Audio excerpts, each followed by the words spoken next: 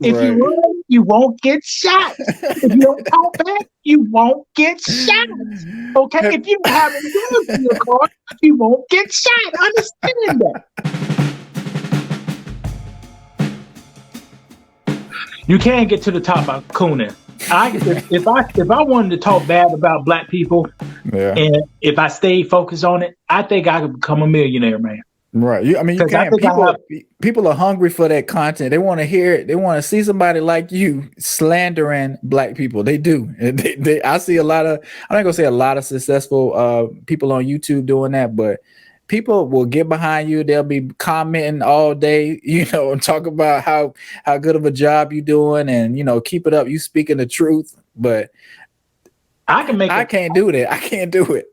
I could get along. I could get along with the KKK if I wanted to. We could talk the same language, right? But see, I put my spin. I choose what data I want to use and to project. Yeah, like country people, racist people, they don't bother me. I understand it. Black folks are. Watch this. I'll go quote this. Black folks are violent to an extent that's maybe true. Black folks are lazy to an extent that may be true. Right. Black folks are loud. Now that's a fact. But if I choose what data I want to use, look at, I can justify all those statements. But you can do that on both sides of the table. Yeah, you can do that with anything if you want to. And that's what the media does sometimes. Like, depending on what media you watch, they play on certain data and they feed you certain stats. And I mean, that's just how they keep us divided in a way. And, you'll feel like you're right and they'll feel like they're right. So, yeah, black people commit crimes, but, we're not the only ones committing crimes. But however you want to paint it, is that's going to be the reality, that's going to be put out there. Well, Mr. Brandon, every time I turn on the TV on the news, I see these young black guys with these the snakes coming out the hair, I think they call it dreadlocks. So if white people really committing crimes, why do I only see these young dreadlocks kids always shooting drugs, always cursing with the pants hanging off their buttocks and everything? Why, Brandon? Why? Well, I don't know. I mean, that's just what we do. We just kill each other. And, if you see somebody with dreadlocks, you should run because they're dangerous and they're a killer.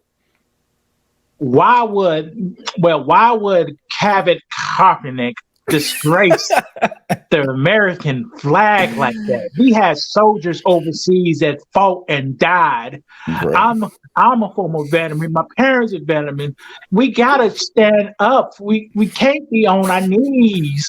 So I thought he needs to get counseled because that's not the American way, and we can't do things like that. Right. At the same time, people in the stands drinking beer, ordering hot dog, cursing, saying racial slurs, all kind of stuff. So, Brandon, this black on black violence, I see all these video games, the rap music, guns on the street. Why do these black boys gravitate to this guns and killing and fighting and drinking their malt liquor on the side of the road?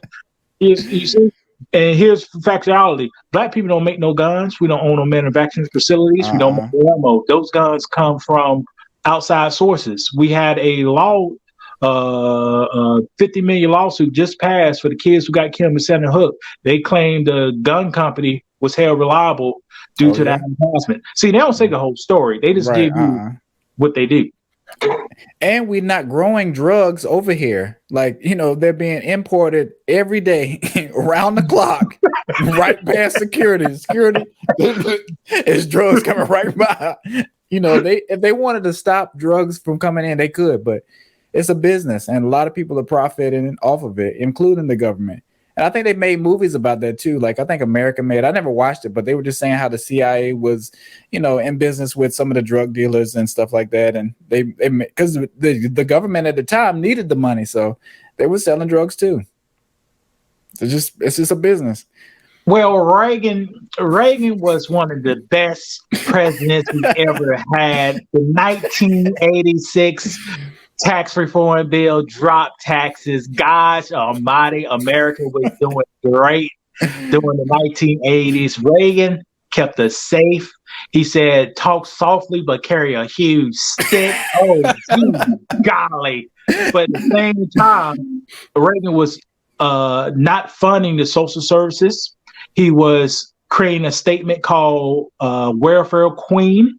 He was funding violence for overseas. He couldn't get the funding for the government, so he brought those drugs in to flood those streets with drugs so he could have the money on the backhand side.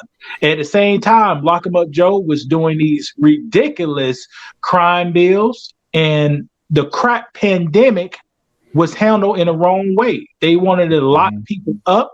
They started militarizing the police department.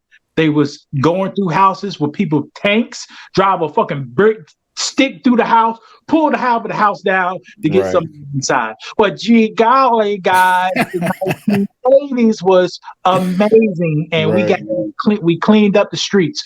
20 years later, people still lock up for petty crimes for having a couple of ounces on them. They did a red lining on drugs. Crack over here, cocaine over here. If you got crack, you got 10 times harsher sentence. You have cocaine, not as harsh. They the same damn drug. Only thing a little baking soda. One cooked up and one ain't cooked up. Right. You know?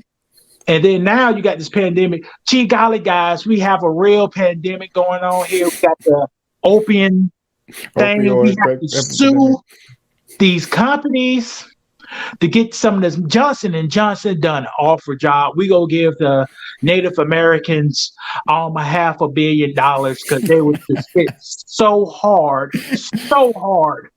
by these pills. Why I say by these pills, guys. I don't know what we're gonna do. You see what they do? You see? Same shit. But are they ever gonna feel bad for us like that? Because do you know what, Brandon? Those young black kids, they put themselves in those positions. This is America. They have an opportunity to grow. They can get a job. They can go to school for free. You pay the money back. It's your own fault. Grab your boots and pull them up and get them walking. Okay, this is America, the home of the brave. Opportunity is everywhere. Okay, so no, those black boys done it to themselves. And that's how they feel too.